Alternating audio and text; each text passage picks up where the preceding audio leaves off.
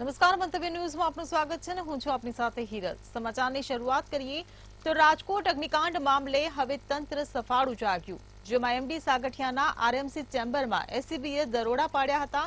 ત્યારે તે વચ્ચે એસીબી ઓફિસે કોંગ્રેસની ટીમ પહોંચી હતી। તેઓએ આરએમસીના અધિકારીઓ વિરુદ્ધ કડકમાં કડક કાર્યવાહી હાથ ધરવામાં આવે તેવી માંગ પણ ઉઠાવી છે।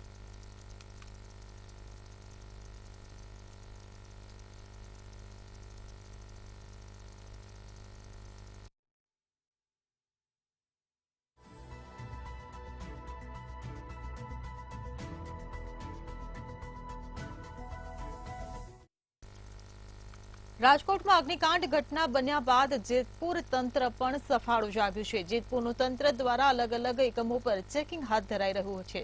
જો કોઈ આકસ્મિક બનાવ બને તો બહાર નીકળવા માટે એક રસ્તો હોવાનું ચેકિંગમાં સામે આવ્યું હતું।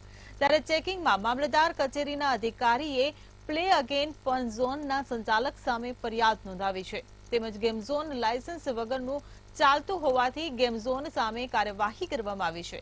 સાથે ગેમ ઝોનમાં એનઓસી પણ ન હતી। ગેમ ઝોનના સંચાલક કેવિન જયસ્વાલ સામે સિટી પોલીસ સ્ટેશનમાં ફરિયાદ નોંધી તપાસ હાથ ધરાઈ છે।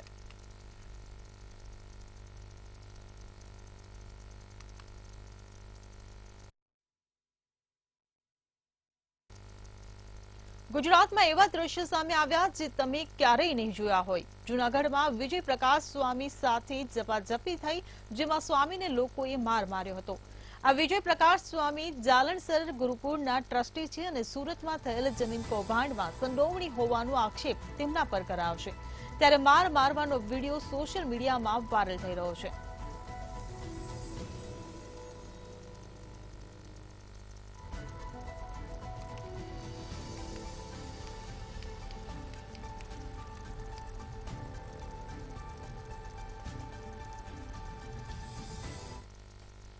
જૂનાગઢમાં એનએસયુઆઈના પ્રમુખનું સામાન્ય બાબતને લઈ અપહરણ કરાયું હતું। આ મામલે પ્રમુખ સંજય સોલંકીના પિતાએ ગોંડલના એમએલએના પુત્ર સહિત 10 સામે ફરિયાદ નોંધાવી છે। જેમાં ફરિયાદીએ કાર સરખી ચલાવવા કહેતા પ્રમુખના પુત્રનું અપહરણ કરાયું હતું। ત્યારે અપહરણ કરતા સંજયનું ગાડીમાંથી અપહરણ કરીને ગોંડલ તરફ લઈ ગયા હતા। તેમજ યુવકને ઢોર માર મારીને ભેંસાણ ચોકડી છોડી મુકાયો હતો। આ સમગ્ર મામલે સીસીટીવીના આધારે જૂનાગઢ પોલીસે તપાસ હાથ ધરી છે।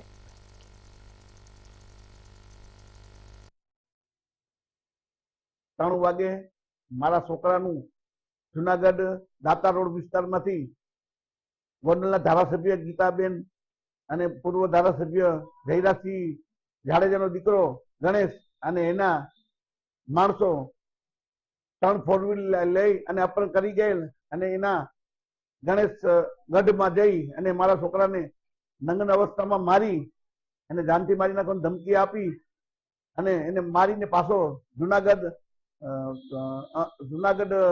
ભેસાણ ચોકડી ઉતારી દીધેલ છે। અને હું મારી ગાડી લઈને ઘરે જઈ રહ્યો હતો ત્યારે 2 મોટી 4 વ્હીલ વાળા લોકોએ ગાડી આડી રાખી રિવર્સ મારીને મને ગાડીમાંથી પછાડીને કડિયાવાડ પાસે જ્યાં મને ફૂલ માર મારેલો।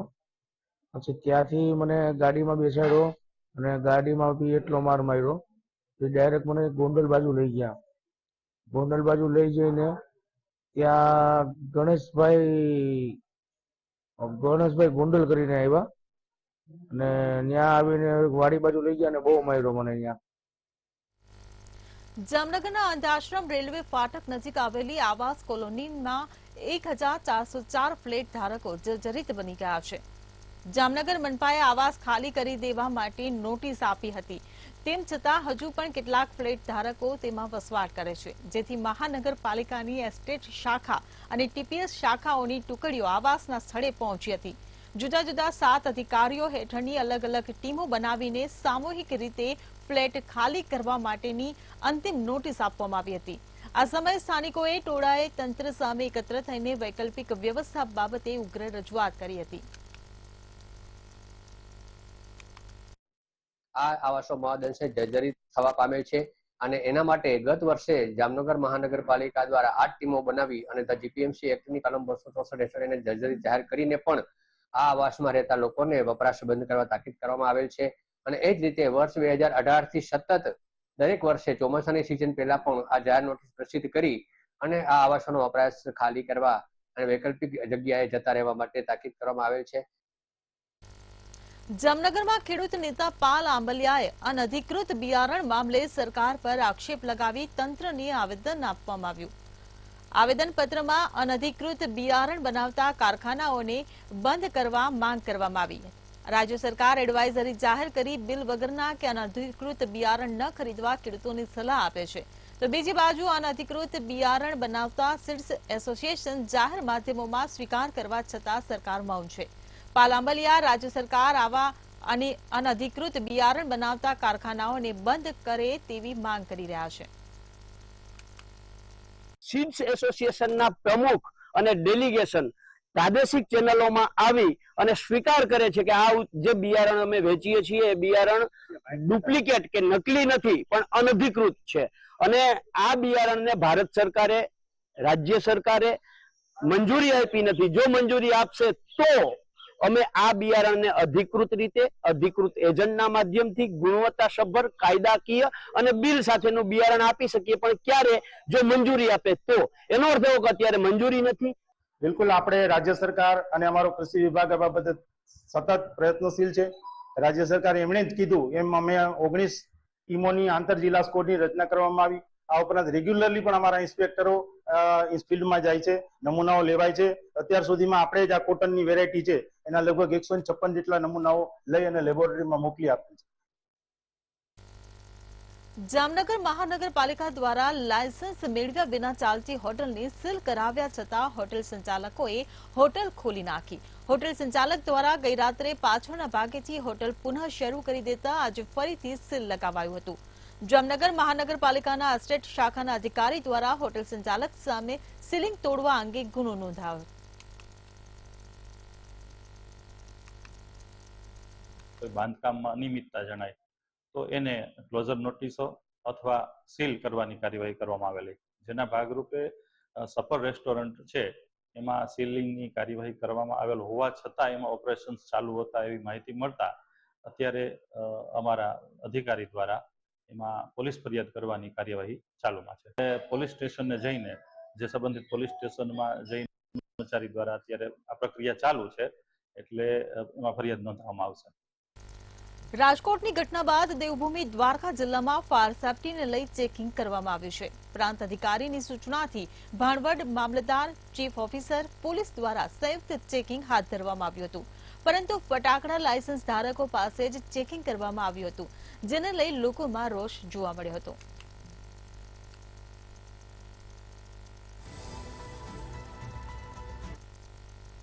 જે પૈકી ભાણવડમાં કુલ 4 કાયમી ફટાકડાદાર હતા.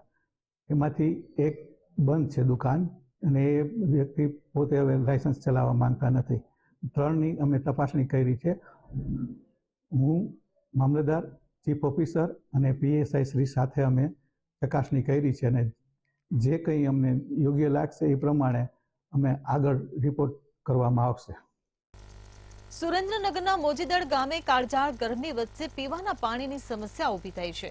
ભર ઉનાળે પીવાના પાણી માટે લોકો વલખા મારી રહ્યા છે અને ખેતરમાં આવેલા બોરમાંથી પીવાનું પાણી ભરવા ગ્રામજનો મજબૂર બન્યા છે.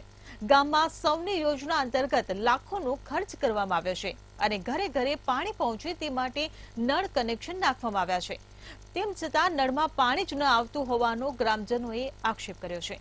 ત્યારે પીવાના પાણી સમસ્યા થતા ગ્રામજનો જિલ્લા કલેક્ટર કચેરીએ પહોંચી વિરોધ નોંધાવ્યો હતો અને તાત્કાલિક પીવા માટેનું પાણી પૂરું પાડવામાં આવે તેવી જિલ્લા કલેક્ટર સમક્ષ માંગ કરી હતી. પાણી 2 મહિના ઉપરથી આવતું નથી. સરકાર મોટી મોટી વાતો કરે, સૌની યોજના ના, પણ કોઈ પાણીનો અમારે ભરવા પીવાનું નથી હોતું અને આડો અવળાથી અમારા બૈરાને પીવાનું પાણી લાવવાની તકલીફ પડે બહુ. એટલે બહુ હેરાન થઈ જવાય તડકાને લીધે અને 45 ડિગ્રી તાપમાન હોય. અમે પાણી વગર શું કરવી? પીવાનું પાણી આડો અવળે કોકને અહીંયાથી આવતું હોય, અહીંયાથી 2 બેડા 5 બેડા એવી રીતે લાવવું પડે. શું કરવું? અમારા ગામમાં છેલ્લા 30 દિવસથી પાણીની સમસ્યાનો પ્રશ્ન છે. ગુજરાત સરકારમાં ભાજપ સરકાર એવું કહે છે નલ છે જલ, ઘર ઘર કે પાણી. તો તમે મોજીદડ ગામમાં આવીને ચેકિંગ કરો તો ઘર છે નળમાં પાણી ક્યાં આવે છે? મોજીદડ વાસમાં, વણકર વાસમાં ગામ લોકોનો ત્રાસ છે. જે દુરાગ્રહ રાખે છે, વણકર હોવાથી અમને પાણીની સમસ્યાથી દૂર રાખે છે. જાણી બુજીને અમારા ગામમાં પાણી આપવામાં આવતું નથી. વણકરવાસમાં અમારા ગામના બૈરાઓ, મુજદડ દલિતવાસના બૈરાઓ 2 કિલોમીટર દૂર પાણી ભરવા જાય, ધોમ ધકતો તાપ હોય છતાં પણ પાણી અમારે પીવા માટે લાવવું પડે છે. તો આનું અમે વાસ્મોમાં સુરેન્દ્રનગર રજૂઆત કરી, સરપંચ દ્વારા રજૂઆત કરી, તો સરપંચ દ્વારા એવું કહેવામાં આવે છે કે અમારી આગળ ગ્રાન્ટ નથી. સુરેન્દ્રનગરમાં જિલ્લા સંકલન સમિતિ દ્વારા રાજકોટ અગ્નિકાંડ મામલે રેલી યોજી કલેક્ટર કચેરીએ આવેદનપત્ર અપાયું હતું અને કલેક્ટરને આવેદનપત્ર આપી જવાબદારો સામે કડક પગલાં ભરવાની માંગ કરાઈ હતી. આ રેલીમાં ક્ષત્રિય સમાજના આગેવાનો સાથે અન્ય સમાજના લોકો પણ મોટી સંખ્યામાં જોડાયા હતા. જ્યારે કલેક્ટર કચેરી કમ્પાઉન્ડમાં દિવંગતોના આત્માની શાંતિ માટે પ્રાર્થના કરવામાં આવી હતી.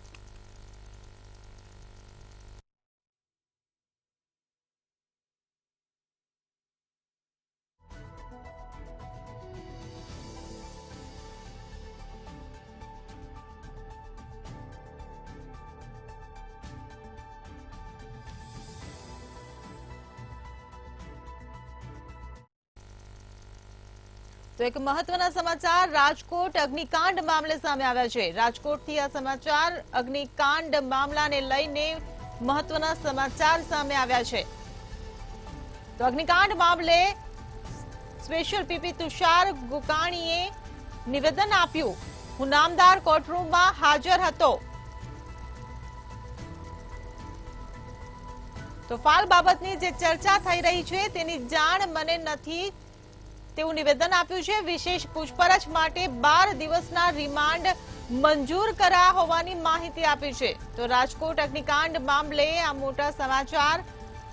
રાજકોટમાં ટીઆરપી ગેમ ઝોનમાં જે અગ્નિકાંડ સર્જાયો ત્યારે અગ્નિકાંડ મામલે પીપી તુષાર ગોકાણીએ નિવેદન આપ્યું છે.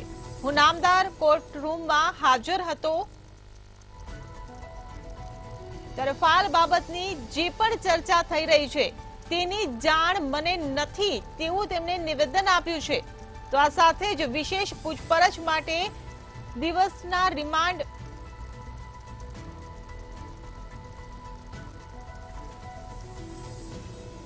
આરોપી અધિકારી સાગઠિયાને લઈને પણ નિવેદન આપ્યું છે. આરોપીઓને જાણ હતી કે ગેમ ઝોન ગેરરીતિથી ઊભું કરાયું છે.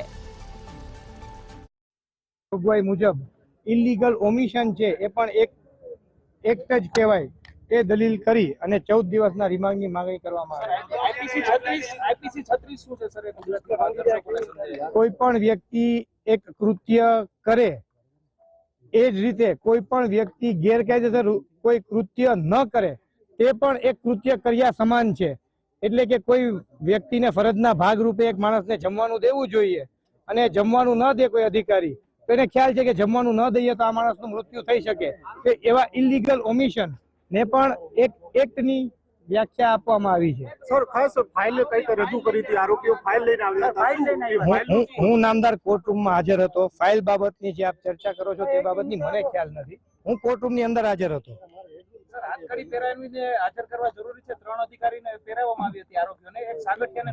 જો પોલીસને એવું જણાય કે આ આરોપી ભાગી જશે તો જ હાથકડી પહેરાવવાની જરૂરિયાત છે. હાથકડી પહેરાવી ફરજિયાત હોતી નથી. ભાવનગર જિલ્લામાં પીજીવીસીએલની બેદરકારી સામે આવી છે. મોરચંદ ગામના વાડી વિસ્તારમાં ચાલુ કરંટ વીજવાર મકાન પર તૂટીને પડ્યો હતો. ત્યારે ઘરમાં કોઈ વ્યક્તિ હાજર ન હોવાથી મોટી જાનહાનિ ટળી હતી. જ્યારે આ ઘટનાની જાણ પીજીવીસીએલને કરતા ફરિયાદી સાથે અભદ્ર વ્યવહાર કર્યો હતો. વાડી માલિકે અગાઉ પણ લેખિત ફરિયાદ નોંધાવી છે.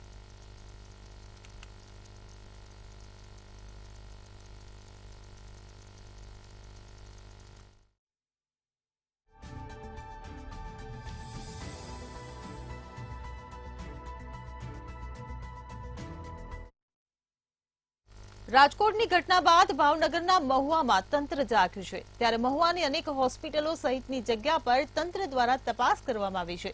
પરંતુ નગરપાલિકા સંચાલિત બિલ્ડિંગમાં જ ફાયર સેફટી ન હોવાનું સામે આવ્યું છે.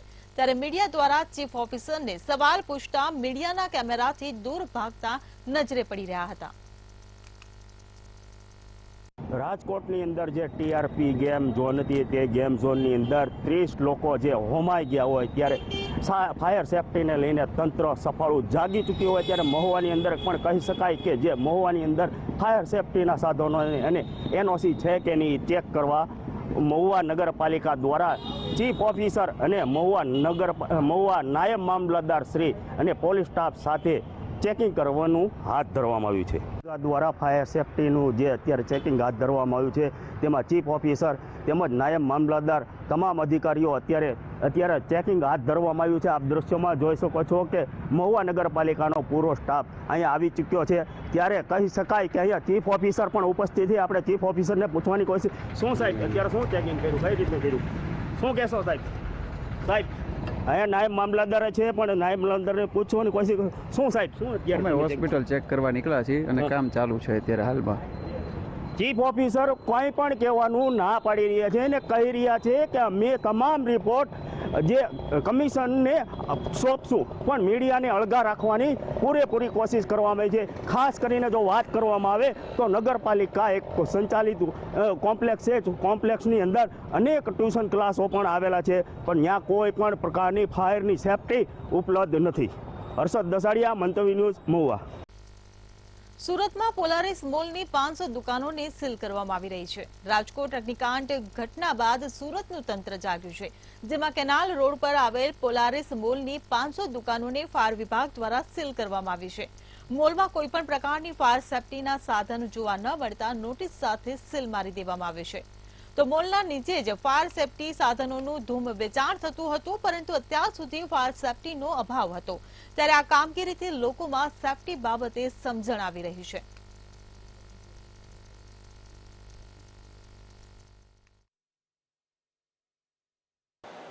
રાજકોટમાં જે ઘટનાકાંડ બન્યો છે ને આ ઘટનાકાંડ બાદ સુરતમાં પણ ક્યાંક ને ક્યાંક તાબડતોડ કામગીરી છે તે કરવામાં આવી રહી છે. અત્યાર સુધી જે પ્રકારે જે મોલ મલ્ટીપ્લેક્સ સહિતની જે વસ્તુઓ હતી તે વર્ષોથી ઊભા છે, તેમ છતાં ફાયર વિભાગ દ્વારા જે છે તેમની કોઈ તસદી લેવામાં આવી નથી. પરંતુ હવે આ તાત્કાલિક ફાયર વિભાગ અને પાલિકા જાગ્યું છે અને તાત્કાલિક કામગીરી શરૂ કરી છે. ત્યારે જોઈ શકાય છે ઉણા વિસ્તારનો આ જે પોલારિસ જે નેર પર આવેલો જે મોલ છે અને આખો મોલ છે તે સીલ કરી દેવામાં આવ્યો છે. આ ફાયર એક્સટિંગ્યુશર જોઈ શકાય છે. તમામ વેપારીઓ છે તે અહીંયા ફાયર એક્સટિંગ્યુશરો લેવા માટે તેને મોટી સંખ્યામાં આવે છે, કારણ કે દુકાનો છે તે સીલ કરી દેવામાં આવી છે અને આ તમામ વેપારીઓ છે તે મોટી સંખ્યામાં જે ફાયર સેફટીનો સાધનો જે ફાયર સેફટીનો સામાન છે તે લેવા માટે પણ આવ્યા છે. એટલે જોઈ શકાય છે આ એક્સટિંગ્યુશરો જે છે તે અહીંયા તમામ વેપારીઓ એક્સટિંગ્યુશરો લેવા આવ્યા છે અને ખાસ કરીને તમામ જે પ્રકારની તારીખો હોય છે તે તારીખો સાથે જે રિન્યુએશનની જે તારીખો હોય છે તે તમામ વસ્તુઓ જે છે તે નવા જે એક્સટિંગ્યુશરો છે તે લઈ રહ્યા છે. એટલે સ્પષ્ટ કહી શકાય કે જે પ્રકારે આ મોલ જે છે તે સીલ મારી દેવામાં આવી છે અને તેને જ લઈને આખી કામગીરી છે તે કરવામાં આવી રહી છે. દુકાનદાર છે, આપણે એની સાથે વાત કરીશું. જે પ્રકારે આ સીલ મારવામાં આવે છે કઈ રીતે? સીલ અત્યારે ફાયર એનઓસી છે નહીં અત્યારે, જેના કારણે સીલ મારવામાં આવેલું છે. અમે અત્યારે ફાયર સેફ્ટીનો જ બિઝનેસ કરીએ છીએ અને અત્યારે લોકોને બને તેટલા બોટલ આપીએ જેના કારણે લોકોનો સીલ ન લાગે. અને બીજી વસ્તુ છે કે ફાયર અવેરનેસ માટેના બી અમે વર્કઆઉટ કરીએ છીએ, લોકોને સમજાવીએ છીએ કે કઈ રીતે ફાયર બોટલ યુઝ કરવી વગેરે, જેના કારણે લોકો વ્યવસ્થિત રીતે યુઝ કરી શકે. ખાસ કરીને આ જે મોલો સીલ મારવામાં આવે છે તે ત્યારબાદ કઈ રીતની આપણે ત્યાં જે ફાયર સેફટીના સાધનો લેવા માટે ગ્રાહકો આવે? અત્યારે સાહેબ પૂરજોશમાં આવે છે. અત્યારે ખુદનો મારો ફોન બી કન્ટિન્યુ ચાલુ જ છે. બધા અલગ અલગ જગ્યાએથી લોકો ફાયરની બોટલ્સ લેવા મળે, જેના કારણે એ લોકો એવું થિંક કરે છે કે મારી શોપ કે દુકાન સીલ ના થાય, એટલા માટે એ લોકો ફાયરની બોટલ લઈ જાય છે. ત્યાં સુધી લોકો કશું કરી શકવાના છે નહીં. આપ જણાવો, આપની દુકાન આ મોલની અંદર આવેલી છે, મોલને સીલ મારવામાં આવ્યું છે, શું એનું કારણ એ છે કે ફાયર સેફટી ઓલરેડી લાગેલી જ છે, છતાં સીલ કરવામાં આવ્યું છે. તંત્ર સેફટી કાકા ઓલરેડી લાગેલી નથી. અત્યારે જોઈ શકાય છે ફાયર સેફટીના જે એક્સટિંગ્યુશરો છે એ જે વેચે ને એ ફાયરના બાટલા વેચે દુકાન વાઇઝ, પણ બધાના ઓફિસ પર એકુક છે જ. કે સુરત મહાનગરપાલિકા અને સુરત ફાયર વિભાગ દ્વારા જે પ્રકારે ફાયર સેફટીના સામાન ન હોય, ફાયર સેફટીનું સાધન ન હોય, તે તમામ મોલો છે તે બંધ કરી દેવામાં આવે છે. ત્યારે આ પોલારિસ મોલ જે છે તેને બંધ કરી દેવામાં આવ્યું છે. ત્યારે નીચેના જ ભાગમાં જે પ્રકારે ફાયર એક્સટિંગ્યુશર લેવા માટે લોકોનો પણ મેળાવડો એક પ્રકારે જોવા મળી રહ્યો છે, કારણ કે આ મોલ જે છે તે ખૂબ મોટો છે અને દુકાનો પણ મોટા પ્રમાણમાં આવેલી છે. એટલે ફાયર વિભાગ દ્વારા જે પ્રકારે સીલ મારવામાં આવ્યું છે તેને લઈને હાલ આ ફાયર સેફટીના સાધનો લેવા માટે તેને લોકો છે તેમની પડાપડી જોવા મળી રહી છે. કેમેરામેન કેસી વકસે સાથે દિવેશ પરમાર, મંતવ્ય ન્યૂઝ, સુરત. સુરતમાં યુનિવર્સિટી સંલગ્ન 300 કોલેજોને ફાયર એનઓસી લેવા આદેશ આપવામાં આવ્યો છે. રાજકોટ અગ્નિકાંડ ઘટના બન્યા બાદ તમામ કોલેજોને ફાયર એનઓસી લેવા આદેશ અપાયો છે, જે વીર નર્મદ દક્ષિણ ગુજરાત યુનિવર્સિટીના કુલપતિ દ્વારા આદેશ આપવામાં આવ્યા છે। જો યુનિવર્સિટી સંલગ્ન કોલેજોમાં ફાયર એનઓસી નહીં હોય તો પ્રવેશ પ્રક્રિયા અટકાવાશે અને કોલેજ શરૂ થતા પહેલા આ કામગીરી કરવાની રહેશે, જેમાં યુનિવર્સિટી ટેકનિકલ ટીમ પણ તપાસમાં જોડાશે।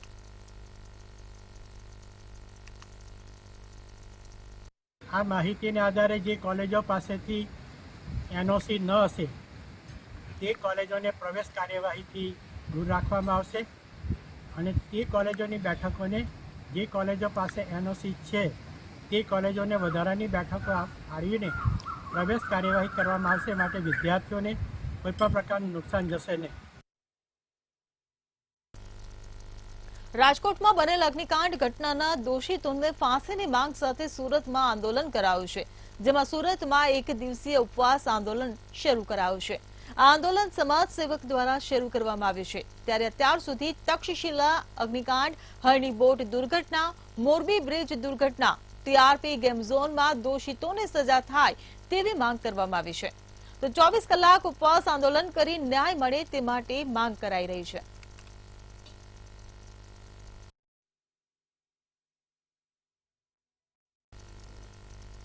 સુરતના ડુમસ અને સુવાલી બીચ લોકોના આવન જાવન પર પ્રતિબંધ મૂકવામાં આવ્યો છે। આગામી સમયમાં આવનાર વાવાઝોડાને કારણે સુરત પોલીસ કમિશનર દ્વારા જાહેરનામું બહાર પાડવામાં આવ્યું હતું। 1 થી 7 જૂન સુધી વાવાઝોડાને કારણે ભારે પવન ફૂંકાવાની શક્યતા છે, તો ડુમસ સુવાલી બીચ અને માછીમારોને દરિયો ખેડવા પર પ્રતિબંધ મૂકવામાં આવ્યો છે।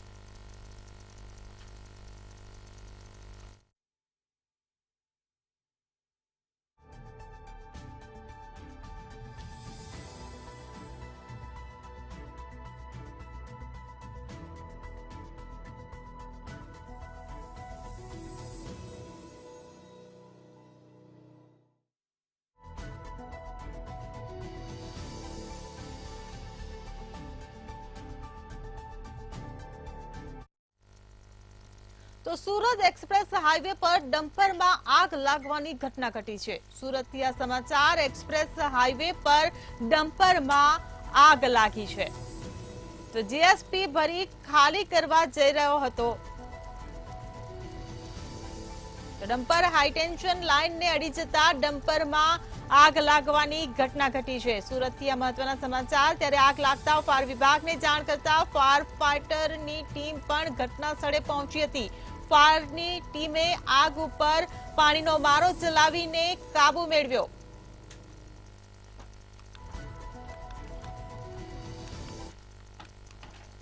સુરતમાં પઠાણી ઉઘરાણી કરતા યુવકે આપઘાત કર્યાની ઘટના સામે આવી છે। ઋષિત નામના યુવકે સુસાઇડ નોટ લખી ઝેરી દવા પી આપઘાત કર્યો હતો। સુસાઇડ નોટમાં વિશાલ ભાલાળા પાસેથી 1 લાખ રૂપિયા લીધા હોવાનો ઉલ્લેખ કર્યો છે। વિશાલ ધમકી અને ગાળોથી યુવક ત્રાસી ગયો હતો। વિશાલ વિરુદ્ધ દુષ્પ્રેરણાનો ગુનો નોંધી ધરપકડ કરી વધુ કાર્યવાહી હાથ ધરી છે। તેમાં ઉઘરાણીના ત્રાસથી યુવકે આપઘાત કર્યો। પોલીસે વિશાલ વિરુદ્ધ દુષ્પ્રેરણાનો ગુનો નોંધ્યો।